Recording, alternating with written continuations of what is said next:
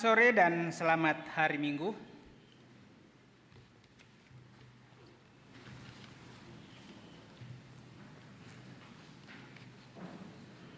Beberapa penekanan warta jemaat untuk sore menjelang malam ini sebagai berikut. Pada poin nomor 15, kebaktian lansia jemaat Rantepao dilaksanakan pada hari Senin 29 Agustus 2022 pada pukul 19.00 sampai 10.00 waktu setempat. Pelayan Ibu Penatua Tasik Pabuaran, tempat di Gedung Pelayanan Jemaat Rantepao. Harap Bapak Ibu para lansia Jemaat Rantepao untuk menghadiri kebaktian tersebut di Gedung Pelayanan Jemaat Rantepao. Yang berikut poin 18, ibadah bulanan PPGT Klasis Rantepao dilaksanakan pada hari Selasa 30 Agustus 2022 pukul 17 waktu setempat, tempat di Gedung Pelayanan Gereja Toraja Jemaat Rantepao, dan sebagai tuan rumah adalah PPGT Jemaat Rantepao. Atas perhatian dan kehadiran seluruh anggota PPGT diucapkan terima kasih. Poin 19, ibadah syukur keluarga M. Sanang di kelompok 5 dilaksanakan pada hari Senin 29 Agustus 2022 pukul 17 waktu setempat. Atas perhatian dan kehadiran Bapak Ibu Saudari diucapkan terima kasih. Poin 20, pelayanan baptisan kudus kepada anak kekasih Ratu Arang Paratte dan Sultan Rampak Paratte, anak dari Bapak Dr. Altius Rangan Paratte dan Ibu Dr. Lendatu Kristiana akan dilaksanakan pada hari Minggu 4 September 2022 dalam kebaktian Jemaat Rantepao pukul 11 waktu setempat di Gedung Gereja Jemaat Rantepao. Mohon dukungan doa warga jemaat. Poin 21, ibadah penghiburan dalam rangka pemakaman jenazah almarhum Ruth Balla, orang tua dari Bapak Ishak Patanduk atau mertua dari Ibu Marsoniati Basongan atau besan dari Bapak M.R. Basongan, anggota Jemaat Rantepao kelompok 5 di Rumah Tongkonan Polo Tondok Salu akan dilaksanakan pada hari Jumat 2 September 2022 pukul 17 waktu setempat, dilayani oleh Majelis Gereja Toraja Jemaat Rantepao. Yang kedua, almarhum Benyamin Siapa Songga, orang tua dari Bapak Stefanus Rumanga atau mertua dari Ibu Nesti Tasinan, anggota Jemaat Rantepao kelompok 5 di rumah kediaman Batu Papan, akan dilaksanakan pada pertama hari hari Kamis 1 September 2022 ibadah penghiburan. Hari Jumat 2 September 2022 penerimaan tamu atau ibadah penghiburan, dan hari Sabtu 3 September 2022 pelaksanaan pemakaman. Segenap majelis gereja dan anggota Gereja Toraja Jemaat Rantepao menyatakan rasa duka yang mendalam atas meninggalnya almarhum Ruth Balla dan almarhum Benyamin Siapa Songga Tuhan menghiburkan segenap keluarga yang ditinggalkan. Berikut poin 22, pelayanan pemberkatan perkawinan kepada warga jemaat Rantepao kelompok pelayanan 7, yaitu Saudari Sherly Rumising dengan Saudara Bebangan Palolongan akan dilaksanakan pada hari Minggu 11 September 2022 pukul 11, tempat di Gedung Gereja Toraja Jemaat Rantepao. Mohon dukungan doa dari kita sekalian. Berikut poin 23. Kelas katekisasi dibuka kembali. Bagi warga jemaat yang rindu untuk mengikutinya diharapkan mendaftarkan diri pada tata usaha Jemaat Rantepao setiap jam kerja dengan membawa fotokopi surat baptis atau akte kelahiran. Saya ulangi, membawa fotokopi surat baptis dan akte kelahiran. Atas perhatian warga jemaat dan anggota PPGT Jemaat Rantepao diucapkan terima kasih. Untuk warta lebih lengkapnya, Bapak Ibu bisa membaca pada warta jemaat yang sudah disiapkan. Demikian penekanan warta jemaat. Selamat beribadah.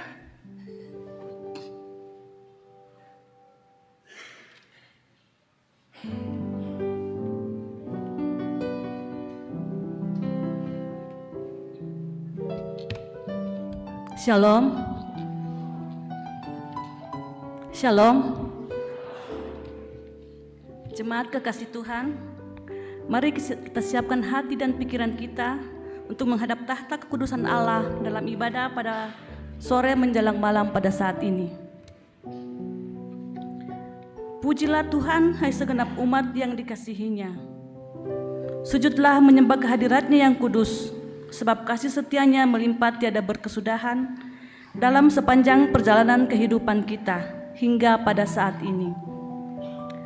Walaupun suka duka silih berganti kita alami dalam menapaki perjalanan kehidupan kita, namun tidaklah menghalau kita untuk terus setia mengikuti Yesus sang sumber kehidupan. Kita menyatakan kesetiaan kita kepadanya dalam segala kehidupan kita. Pada minggu ini, kita dituntun tema, jagalah kemuliaan-Mu. Sebab tiada jalan lain yang membawa kita pada kehidupan kekal selain daripada Dia. Jemaat, mari bangkit berdiri. Mari kita puji dan muliakan Dia dengan mengangkat lagu Mulia, Mulia namanya.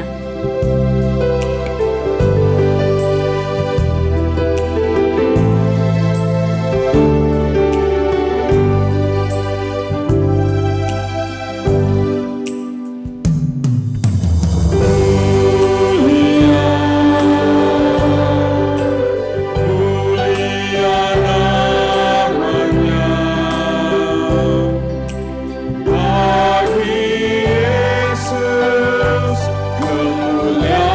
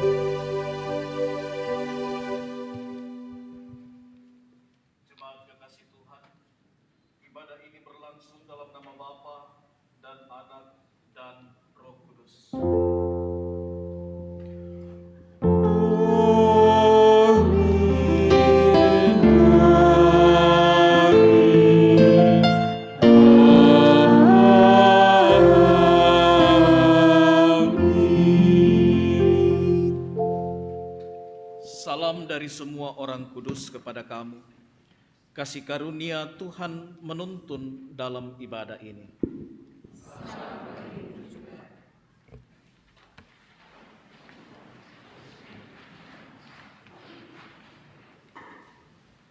Jemaat kekasih Tuhan, kita akan bermazmur bagi Tuhan dengan membaca mazmur secara berbalasan dari Mazmur 81 ayat 9 sampai ayatnya yang ke-16. Mazmur pasal 81 ayat 9 sampai ayatnya yang ke-16.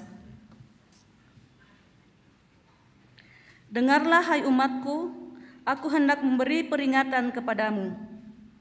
Hai Israel, jika engkau mau mendengarkan aku, janganlah ada di antaramu Allah lain. dan janganlah engkau menyembah kepada Allah asing.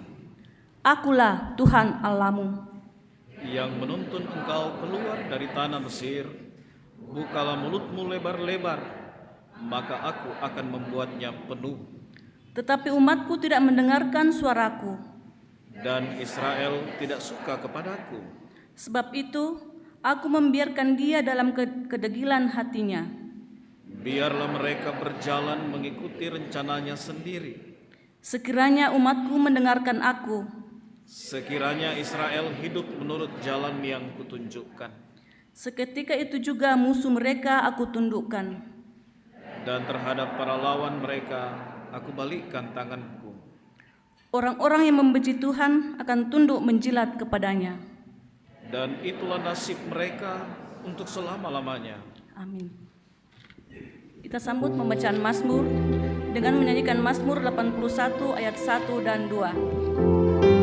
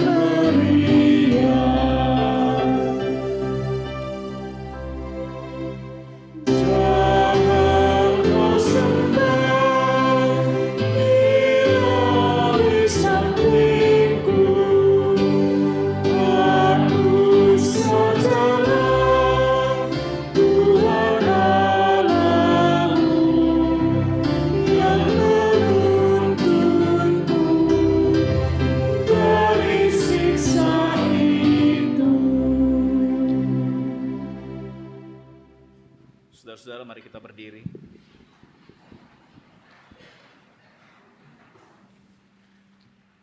Dengarkanlah perintah mengasihi. Firman Tuhan, saudara-saudaraku yang kekasih, marilah kita saling mengasihi, sebab kasih itu berasal dari Allah. Dan setiap orang yang mengasihi lahir dari Allah dan mengenal Allah. Barang siapa tidak mengasihi, ia tidak mengenal Allah, sebab Allah adalah kasih. Amin. Silakan duduk.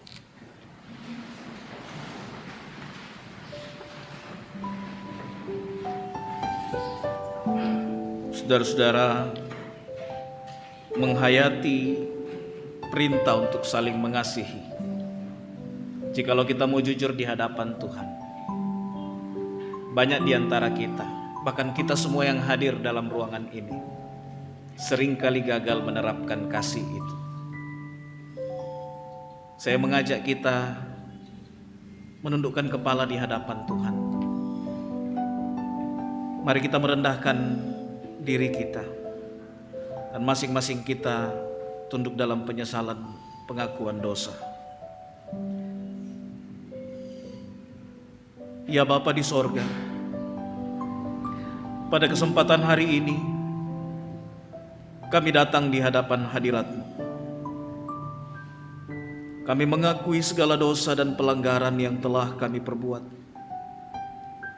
baik dalam pikiran perkataan maupun perbuatan kami, baik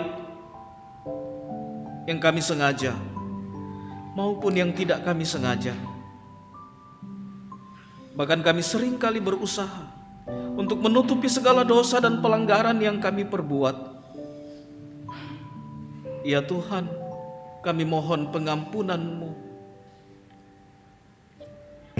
Tuhan, kasihanilah dan ampunilah segala dosa dan pelanggaran kami. Amin. Saudara-saudara, bagi kamu sekalian yang dalam kesungguhan menyesali akan dosa-dosa, maka berita anugerahnya diteguhkan kembali bagi kamu. Firman Tuhan, jika kita mengaku dosa kita, maka Ia adalah setia dan adil, sehingga Ia akan mengampuni segala dosa kita dan menyucikan kita dari segala kejahatan. Amin. Jemaat yang kekasih dalam Tuhan, kita akan menyatakan tanda ungkapan syukur kita kepada Tuhan melalui persembahan. Tapi sebelumnya, saya akan membacakan nats persembahan dari Ibrani pasal 13 ayat 15 sampai 16 yang berbunyi, sebab itu marilah kita oleh Dia senantiasa mempersembahkan korban syukur kepada Allah, yaitu ucapan bibir yang memuliakan namanya. Dan janganlah kamu lupa untuk berbuat baik dan memberi bantuan, sebab korban-korban yang demikianlah yang berkenan kepada Allah. Sambil persembahan dijalankan, kita menyanyikan Aku Melangkah ke Rumah Tuhan.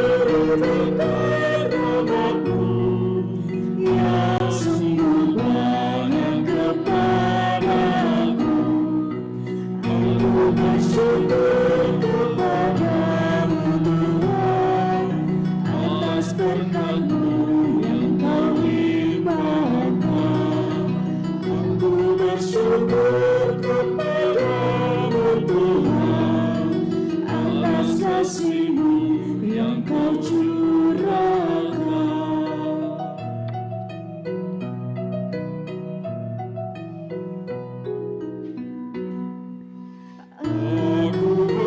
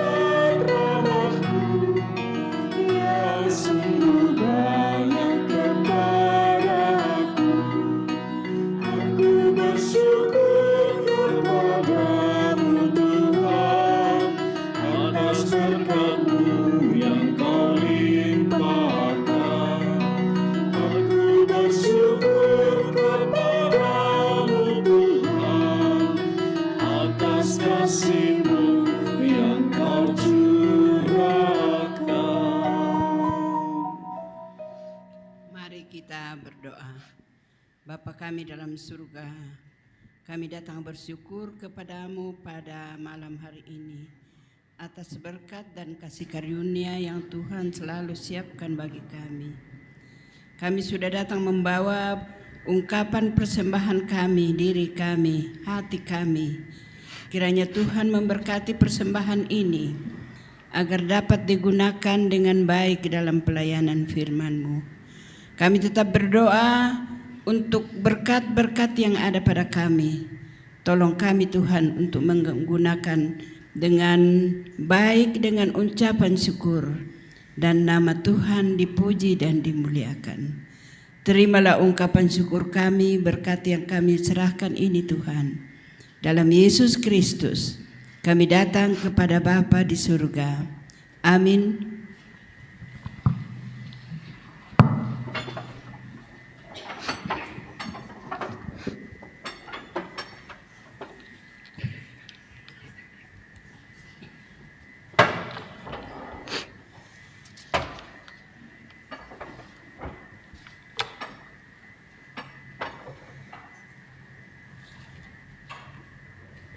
Sudahkah yang terbaik kuberikan?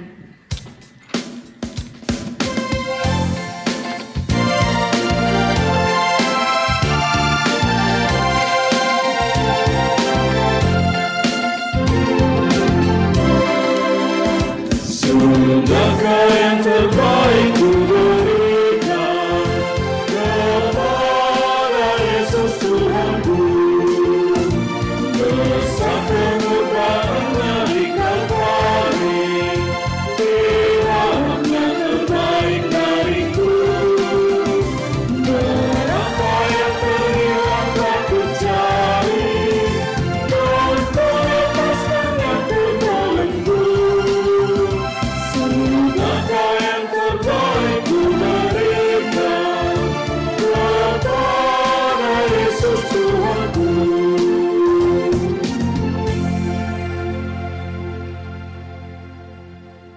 Jemaat kekasih Tuhan, kita akan membaca firman Tuhan dari Yeremia pasal 2 ayat yang pertama sampai ayat yang ke-13. Pembacaan yang kedua dari Ibrani pasal 13 ayat yang pertama sampai ayat 16. Dan Injil Lukas pasal 14 ayat 7 sampai ayat yang ke-14. Saudara-saudara, sebelum kita membaca dan merenungkan firman Tuhan bersama, mari kita memohon pertolongan Roh Kudus. Kita berdoa. Ya Tuhan, Allah pemilik kehidupan kami, ini kami umat-Mu menjawab panggilan Tuhan untuk datang bersekutu, memuji, memuliakan nama Tuhan dalam rumah-Mu yang kudus di tempat ini. Kami mengakui dengan sungguh di hadapan Tuhan bahwa kehidupan kami seutuhnya ada dalam kuasa dan lindungan Tuhan. Bahwa setiap berkat-berkat yang kami nikmati dalam kehidupan ini seutuhnya bersumber daripada-Mu. Dan karena itu Tuhan, menjadi sebuah kerinduan hati kami untuk senantiasa memuji, menyembah, memuliakan nama-Mu. Terlebih saat ini Tuhan, kembali kami rindu untuk membuka, membaca, mendengarkan kebenaran firman Tuhan, terlebih merenungkannya. Sebab kami tahu dengan sungguh bahwa ketika kami berjalan menjalani kehidupan yang Tuhan berikan tanpa tuntunan firman Tuhan, maka kami akan berjalan dalam kesesatan-kesesatan. Karena itu kami mohon ya Roh Kudus, kuasai hati pikiran kami, agar firman-Mu yang kami baca, firman-Mu yang kami dengar, firman-Mu yang kami renungkan bersama saat ini sungguh berbicara kuat kepada kami masing-masing. Sungguh menegur kami, sungguh mengingatkan kami, tetapi juga menguatkan, menghibur, dan meneguhkan kami. Sehingga ketika kami berjalan menjalani kehidupan yang Tuhan berikan, kami berjalan pada jalan yang benar yang telah Tuhan tentukan bagi kami, sampai pada Tuhan menyatakan kemuliaan bagi kami semua. Terima kasih Bapa di sorga, hamba-Mu yang Engkau utus menyampaikan firman-Mu, biarlah senantiasa Engkau kuasai dan nama-Mu yang dipuji dimuliakan. Bersabdalah ya Allah, sebab sesungguhnya kami sedia mendengarkan firman-Mu. Dalam nama Tuhan Yesus kami berdoa. Amin.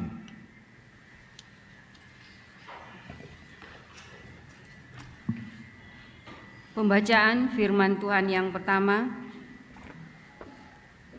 diambil dari Yeremia 2 ayat 1 sampai 13.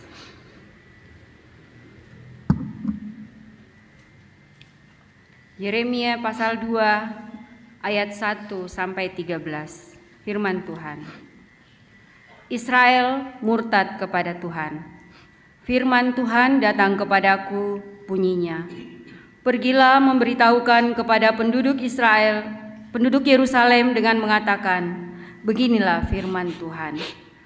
Aku teringat kepada kasih-Mu pada masa mudamu, kepada cintamu pada waktu engkau menjadi pengantin. Bagaimana engkau mengikuti aku di padang gurun, di negeri yang tiada tetaburannya. Ketika itu Israel kudus bagi Tuhan, sebagai buah bungaran dari hasil tanahnya. Semua orang yang memakannya menjadi bersalah.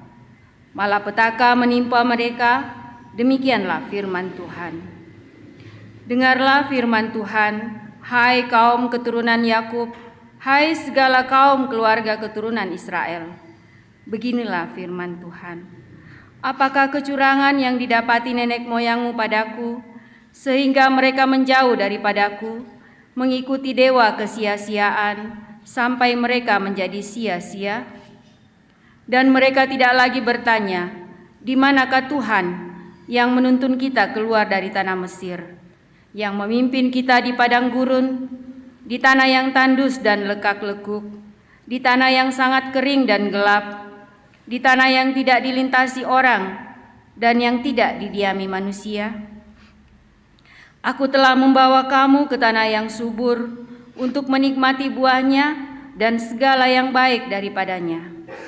Tetapi segera setelah kamu masuk, kamu menajiskan tanahku.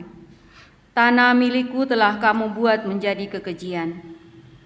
Para imam tidak lagi bertanya, di manakah Tuhan? Orang-orang yang melaksanakan hukum tidak mengenal aku lagi, dan para gembala mendurhaka terhadap aku. Para nabi bernubuat demi Baal, mereka mengikuti apa yang tidak berguna. Sebab itu, aku akan berbantah lagi dengan kamu, demikianlah firman Tuhan.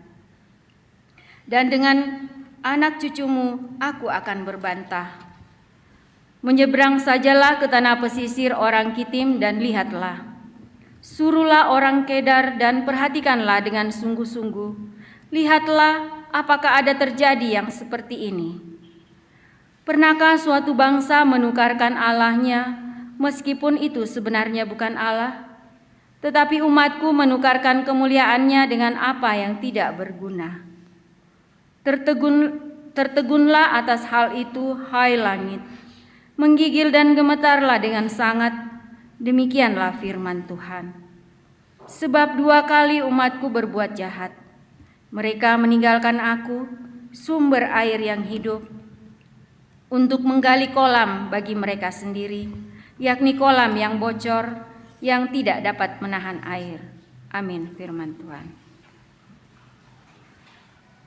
Pembacaan kita yang kedua terambil dari Ibrani 13 ayatnya yang pertama sampai yang ke-16. Ibrani pasal 13 ayatnya yang pertama sampai dengan ayatnya yang ke-16. Firman Tuhan berbunyi demikian, nasihat dan doa selamat. Peliharalah kasih persaudaraan. Jangan kamu lupa memberi tumpangan kepada orang, sebab dengan berbuat demikian, beberapa orang dengan tidak diketahuinya telah menjamu malaikat-malaikat. Ingatlah akan orang-orang hukuman, karena kamu sendiri juga adalah orang-orang hukuman. Dan ingatlah akan orang-orang yang diperlakukan sewenang-wenang, karena kamu sendiri juga masih hidup di dunia ini. Hendaklah kamu semua penuh hormat terhadap perkawinan, dan janganlah kamu mencemarkan tempat tidur, sebab orang-orang sundal dan pesina akan dihakimi Allah. Janganlah kamu menjadi hamba uang, dan cukupkanlah dirimu dengan apa yang ada padamu. Karena Allah telah berfirman, Aku sekali-sekali tidak akan membiarkan engkau, dan Aku sekali-kali tidak akan meninggalkan engkau. Sebab itu dengan yakin kita dapat berkata, Tuhan adalah penolongku, aku tidak akan takut apakah yang dapat dilakukan manusia terhadap aku. Ingatlah akan pemimpin-pemimpin kamu yang telah menyampaikan firman Allah kepadamu. Perhatikanlah akhir hidup mereka dan contohlah iman mereka. Yesus Kristus tetap sama, baik kemarin maupun hari ini dan sampai selama-lamanya.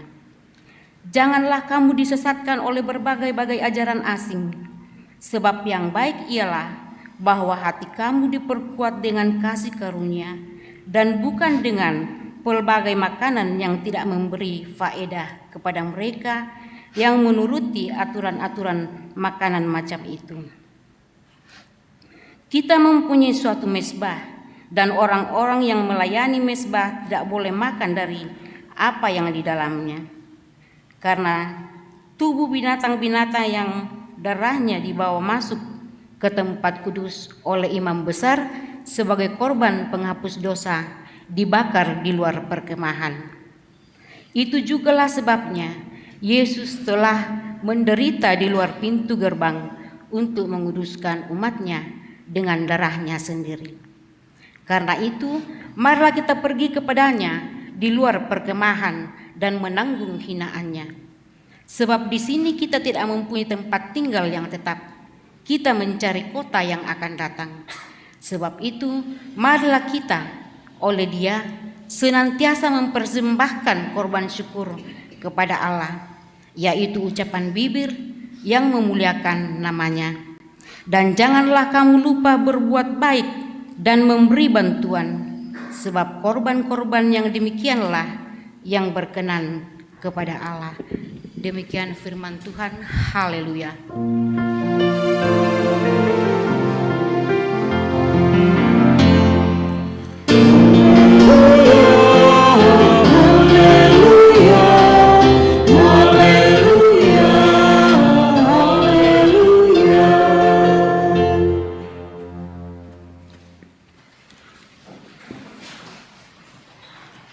Saudara-saudara, Injil Lukas pasal 14 ayat yang ke-7 sampai ayat yang ke-14. Mari kita membaca firman Tuhan ini bersama dengan bersuara bagi yang membawa Alkitab. Injil Lukas pasal 14 ayat 7 sampai ayat 14, firman Tuhan. Karena Yesus melihat bahwa tamu-tamu berusaha, kita ulang ya, kita baca sama-sama dengan bersuara. Injil Lukas 14 ayat 7 sampai ayat 14. Firman Tuhan, karena Yesus melihat bahwa tamu-tamu berusaha menduduki tempat-tempat kehormatan, Ia mengatakan perumpamaan ini kepada mereka. Kalau seorang mengundang engkau ke pesta perkawinan, janganlah duduk di tempat kehormatan, sebab mungkin orang itu telah mengundang seorang yang lebih terhormat daripadamu. Supaya orang itu yang mengundang engkau dan dia jangan datang dan berkata kepadamu, berilah tempat ini kepada orang itu, lalu engkau dengan malu harus pergi duduk di tempat yang paling rendah. Tetapi apabila engkau diundang, pergilah duduk di tempat yang paling rendah.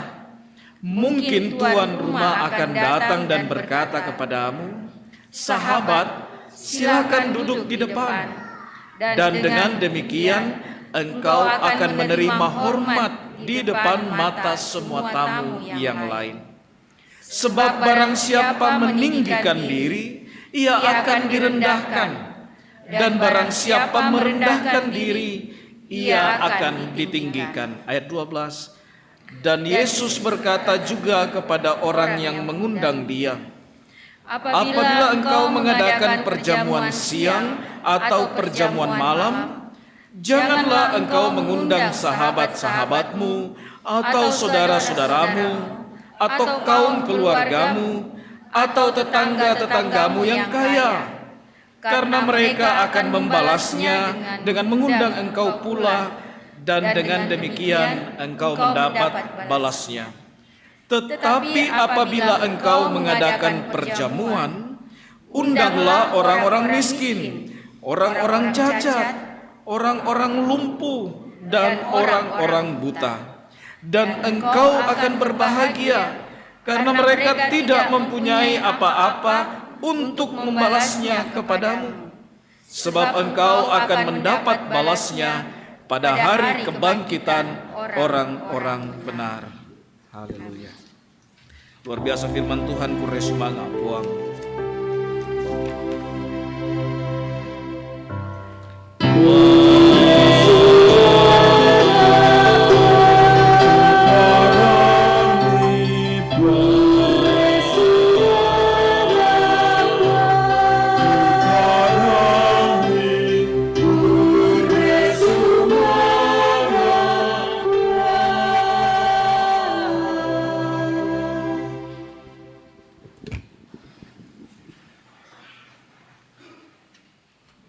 Shalom saudara-saudara. Minggu ini kita diantar dalam satu tema perenungan untuk jagalah kemuliaan, menjaga kemuliaan kita. Dari 3 bagian firman Tuhan ini, bahan utama itu dalam Yeremia yang dibaca tadi, dan di situ Allah berbicara melalui nabinya, Nabi Yeremia dan Nabi Yeremia dan mengatakan kepada orang Israel bahwa orang Israel telah meninggalkan kemuliaannya sebagai umat pilihan Allah. Saudara yang sama dikasihi Tuhan, saya mau mengajak kita untuk masuk lebih jauh merenung tentang kemuliaan ini apa sebenarnya. Kemuliaan ini apa? Saudara-saudara tahu berlian? Tahu ya? Intan tahu? Tahu ya? Tapi kalau saya tanya, ada berapa yang punya berlian di sini? Angkat tangan. Tidak semua punya ya? Tahu berlian? Tahu. Tapi apakah kita semua punya berlian? Tidak semua punya berlian. Mengapa? Karena ini barang yang mahal. Betul tidak? Tapi kalau saya tanya ibu-ibu, saya tanya yang cewek-cewek, kira-kira semua mau dikasih berlian? Mau. Bapak Ibu saudara-saudara, berlian esensinya apa sebenarnya?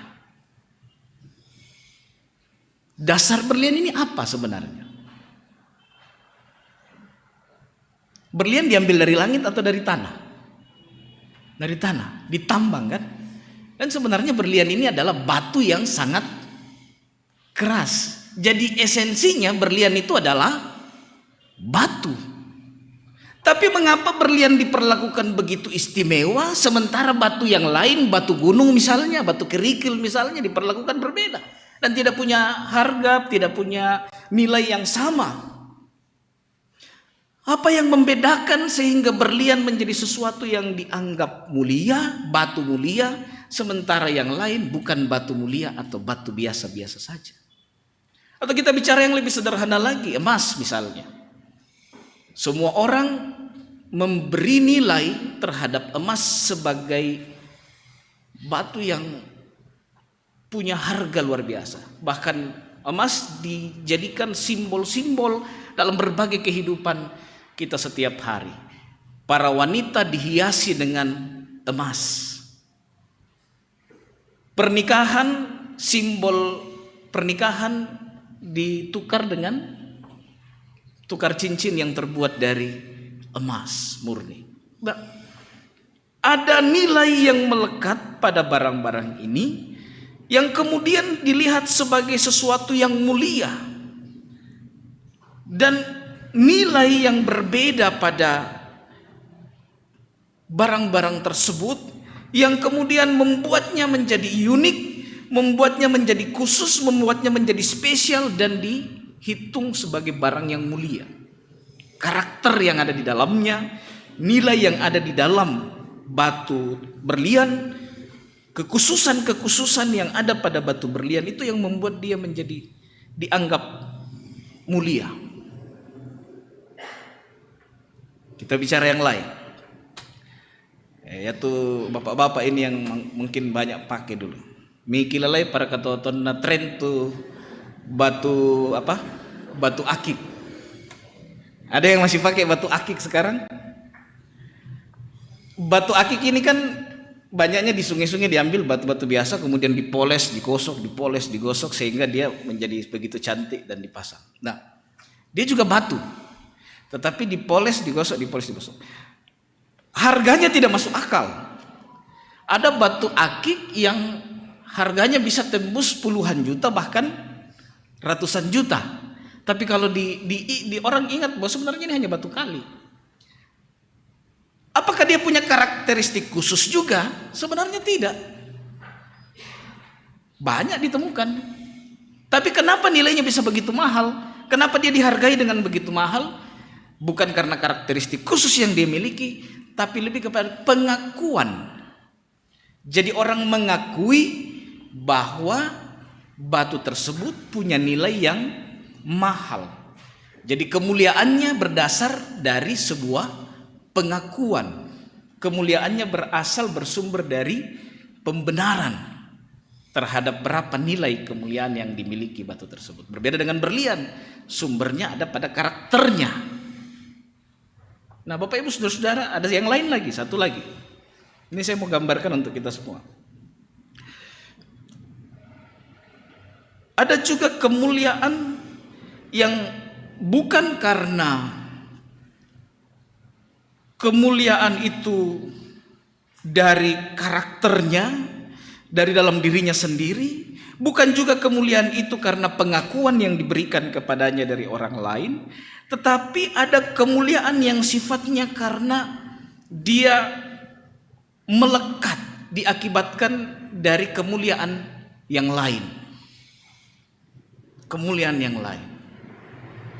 Nah, saya kasih contoh sederhana.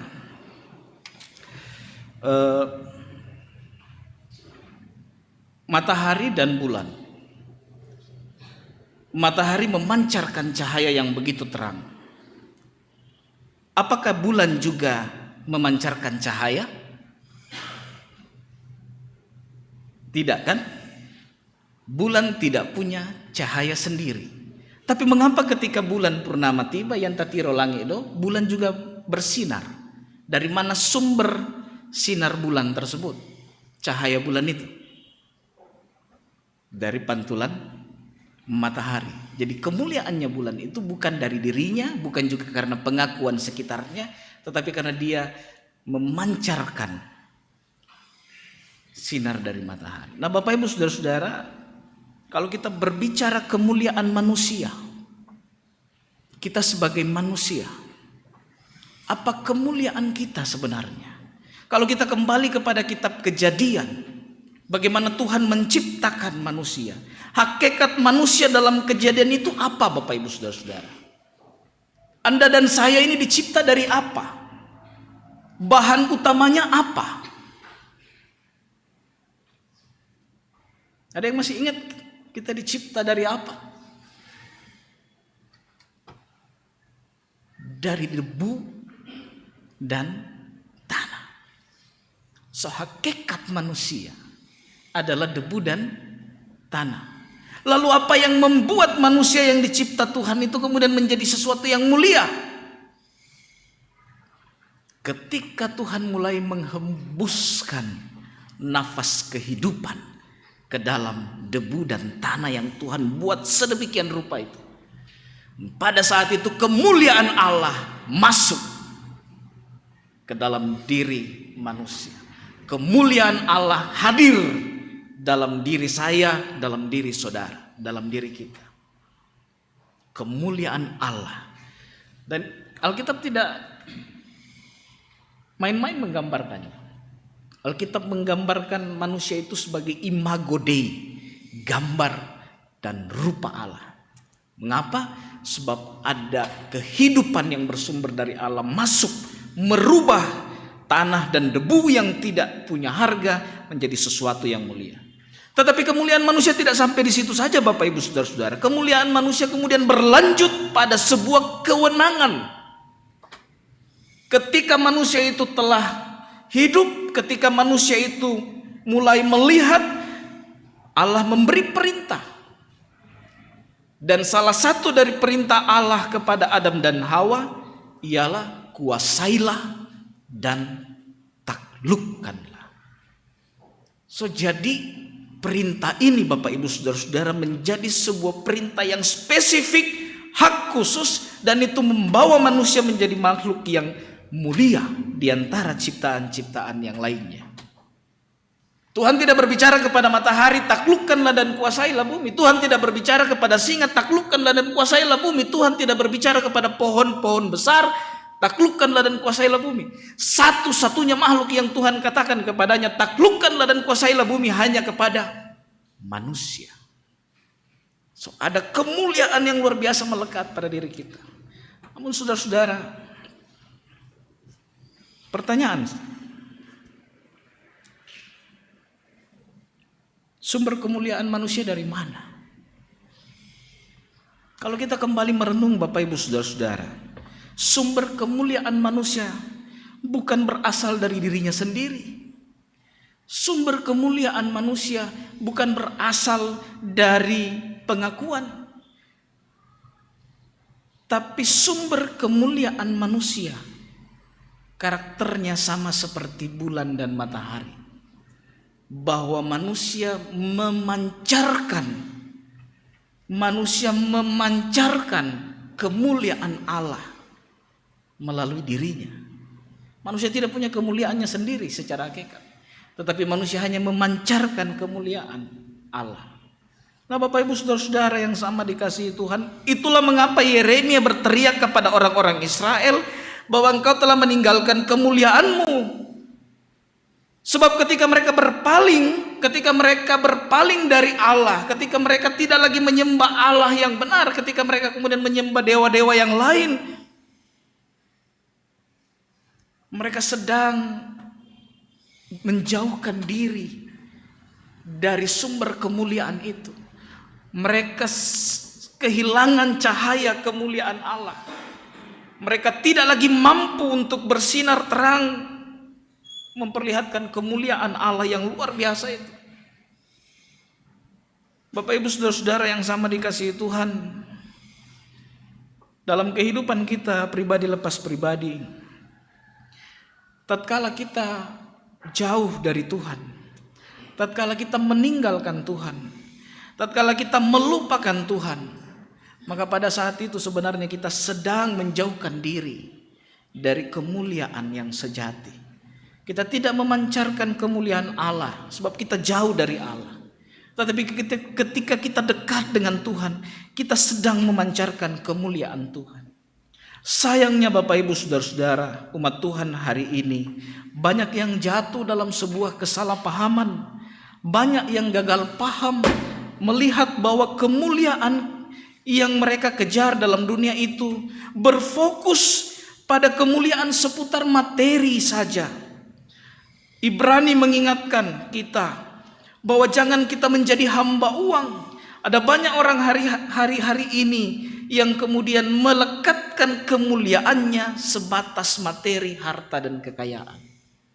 Makanya banyak kalau generasi milenial hari ini, mungkin kita juga banyak suka nonton konten-konten YouTube yang memamerkan kekayaan. Pamer mobil barunya di YouTube, pamer rumah barunya di YouTube, pamer harta kekayaannya, ada yang pamer jam tangannya harga puluhan ratusan juta. Mengapa? Sebab dia berpikir bahwa kemuliaannya terletak pada barang-barang yang mewah. Kemuliaannya terletak pada harta kekayaan. Lebih sayangnya lagi, banyak anak-anak muda kita yang kemudian berpikir sama, terpengaruh dengan pemahaman dan pemikiran ini bahwa oh ya, kemuliaan kita ternyata dinilai dari materi, seberapa banyak materi yang kita miliki.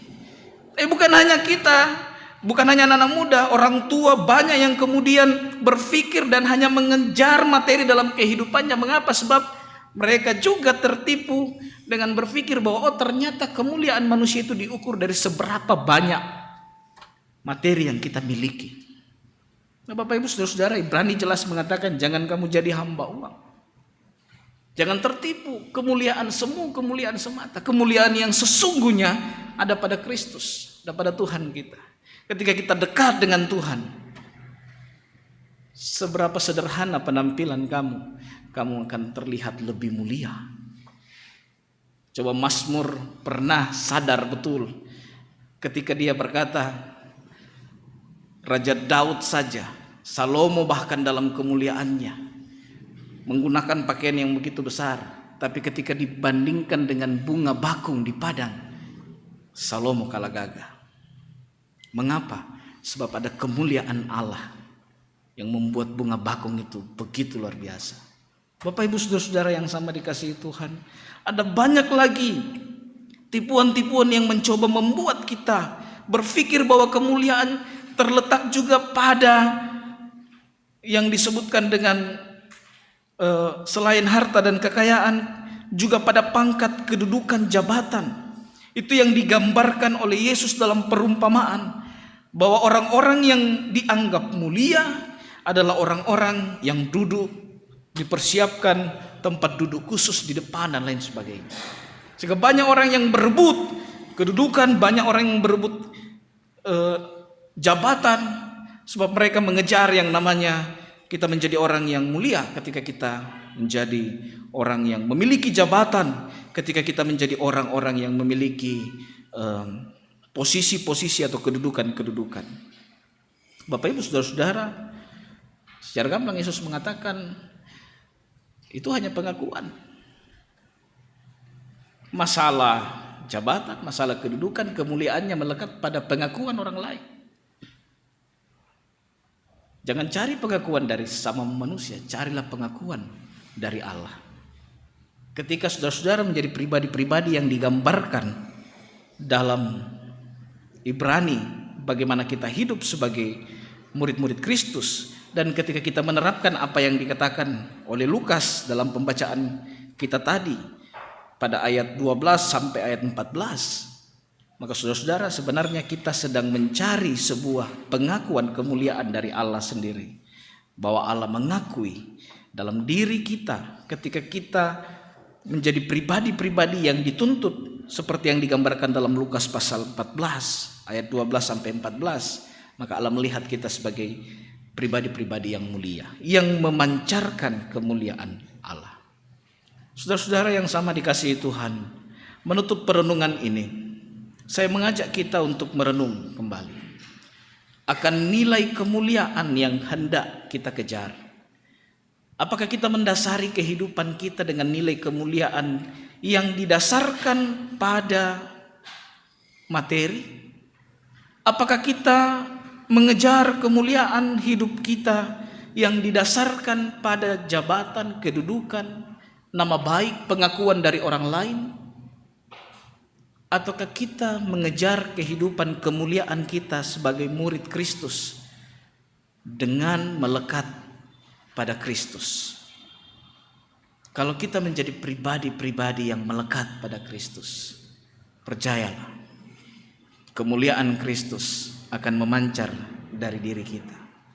Kemuliaan Kristus akan tergambar di wajah saudara. Kemuliaan Kristus akan melingkupi kehidupan kita ketika kita dekat dengan Tuhan. Amin.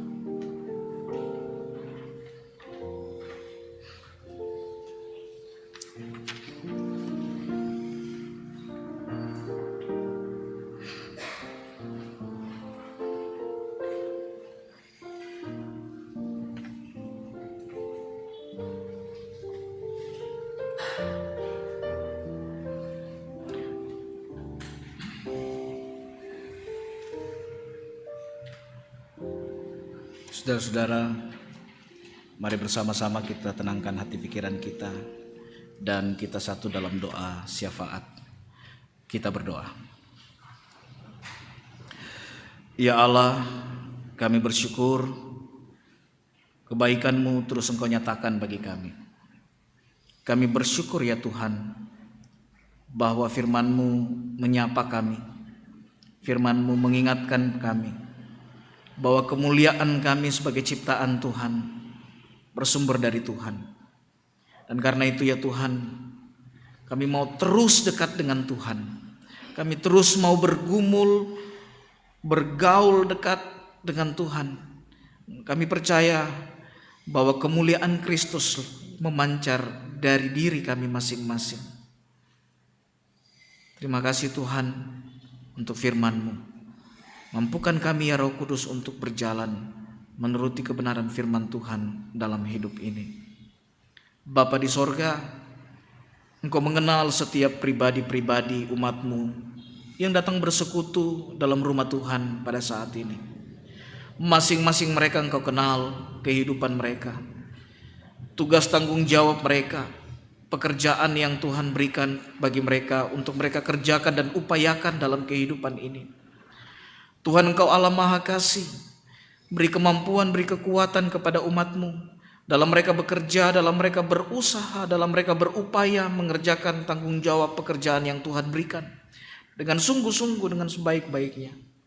Sehingga melalui setiap tanggung jawab pekerjaan yang mereka upayakan, usahakan, dalam rupa-rupa pekerjaan tersebut mereka boleh melihat, mereka boleh menemukan tangan Tuhan yang menuntun mereka dan memberkati upaya pekerjaan-pekerjaan yang mereka tekuni.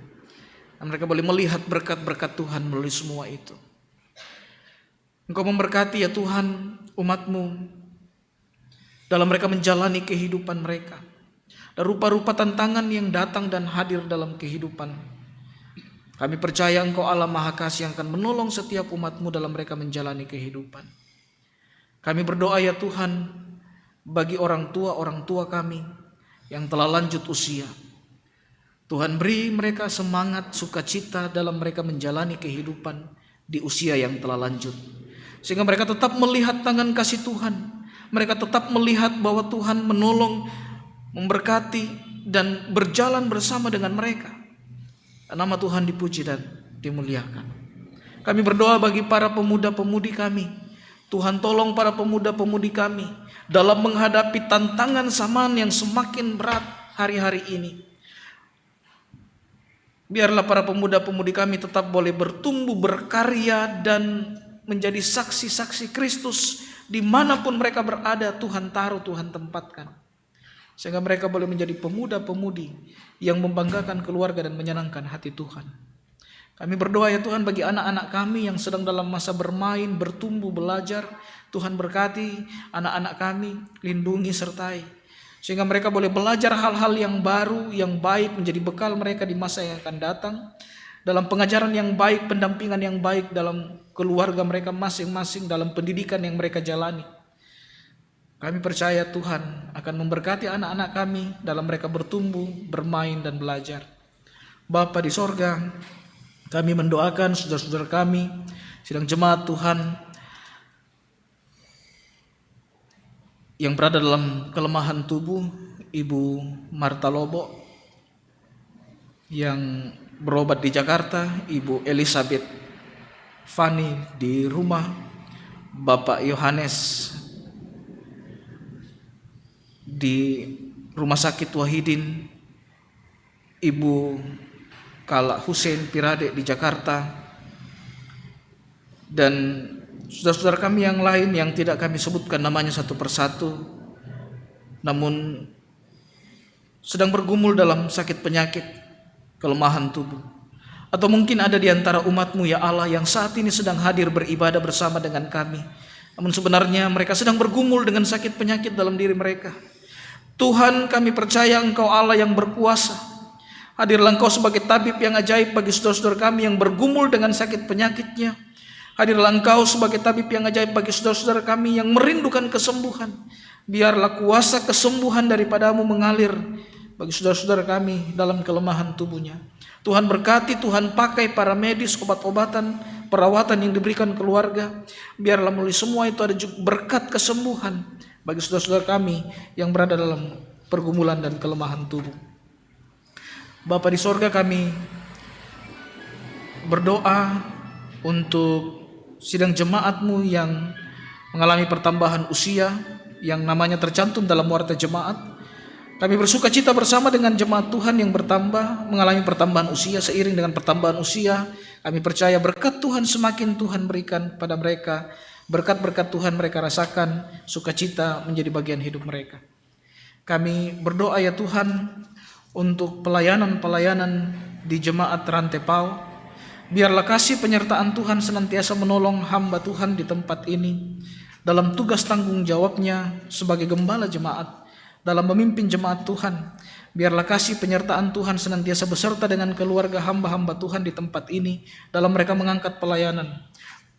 Begitu juga dengan majelis gereja, penatua, diaken, guru-guru sekolah minggu, pengurus-pengurus OIG. Tuhan hadir, Tuhan memberikan sehati sepikir untuk bersama-sama mengangkat pelayanan di tengah-tengah jemaat Rantepao di tempat ini. Dan melalui setiap pelayanan yang mereka layankan dan jalankan, nama Tuhan dimuliakan, iman jemaat semakin bertumbuh. Bapa di sorga, kami berdoa bagi bangsa dan negara kami. Tuhan hadir senantiasa di tengah-tengah bangsa kami. Dan biarlah bangsa kami senantiasa berada dalam perlindungan, penyertaan Tuhan. Para pemimpin-pemimpin kami yang Tuhan taruh untuk memimpin kami, mulai dari pusat sampai ke daerah, Tuhan juga memberkati mereka, beri mereka takut akan Tuhan, sehingga setiap kali mereka mengambil keputusan-keputusan dalam memerintah daerah, memerintah negara, memerintah masyarakat, mereka boleh mengambil keputusan-keputusan yang baik, yang menghadirkan kebaikan-kebaikan bagi seluruh rakyat Indonesia. Bapa di sorga, ada banyak hal ingin kami pohonkan kepadamu dalam syafaat kami. Tapi kami percaya Engkau Allah yang senantiasa menyenengkan telingamu bagi kami semua. Dengarkanlah seruan-seruan kami ya Tuhan, yang senantiasa kami bawa kepadamu. Dalam nama Yesus Kristus, Tuhan dan Juru Selamat kami yang hidup, yang mengajar kami berdoa bersama. Bapa kami yang di sorga, dikuduskanlah namamu, datanglah kerajaan, jadilah kehendak-Mu di bumi seperti di sorga. Berikanlah kami pada hari ini makanan kami yang secukupnya, dan ampunilah kami akan kesalahan kami, seperti kami juga mengampuni orang yang bersalah kepada kami. Jangan bawa kami dalam pencobaan, tetapi lepaskan kami dari yang jahat.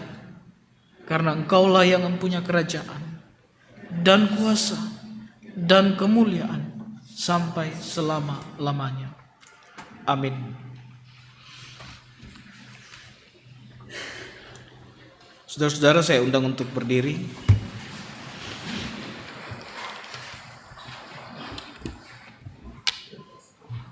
Dengarkanlah petunjuk hidup baru. Firman Tuhan dalam Lukas 14 ayat 11 berkata, sebab barang siapa meninggikan diri, ia akan direndahkan, dan barang siapa merendahkan diri, ia akan ditinggikan. Amin. Ku bersyukur Bapa, kita nyanyikan 2 kali.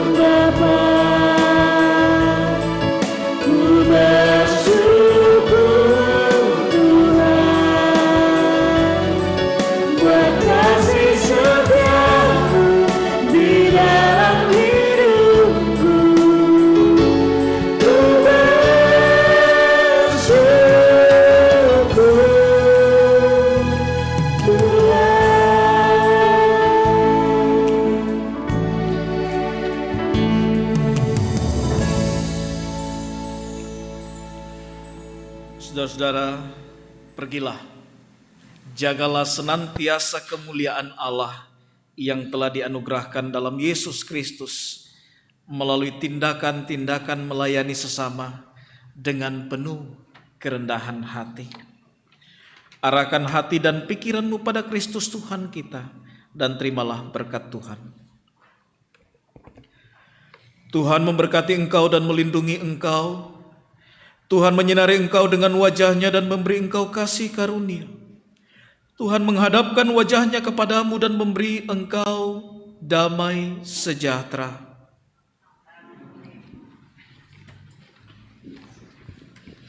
Majelis Gereja dan segenap warga Jemaat Rantepao mengucapkan terima kasih kepada Bapak Pendeta Budi Prayetno Rante atas pelayanannya pada malam hari ini.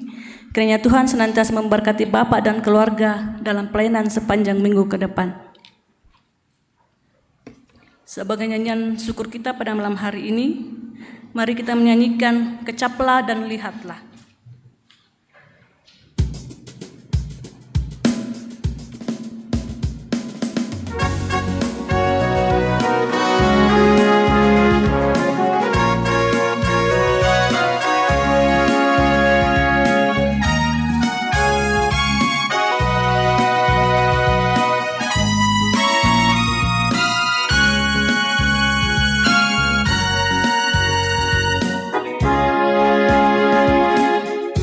Kecaplah dan lihatlah betapa baiknya Tuhan itu. Rasakan dan nikmati kasih setia Tuhan.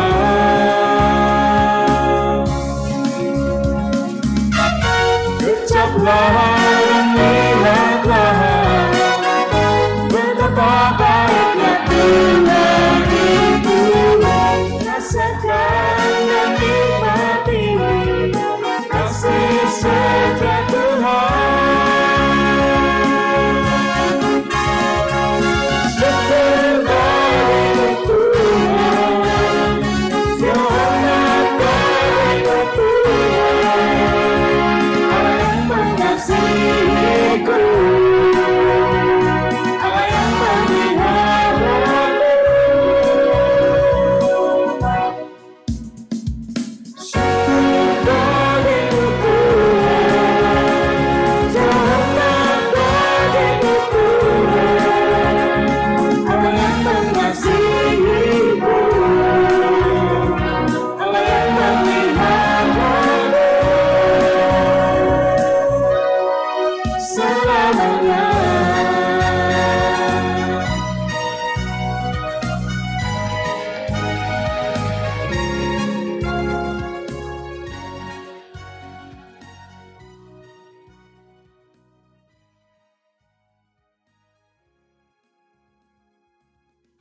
Demikianlah rangkaian ibadah kita pada malam hari ini. Kiranya Tuhan senantiasa menuntun kita dalam perjalanan hidup sepanjang seminggu ke depan. Selamat malam, selamat hari Minggu. Tuhan Yesus memberkati kita.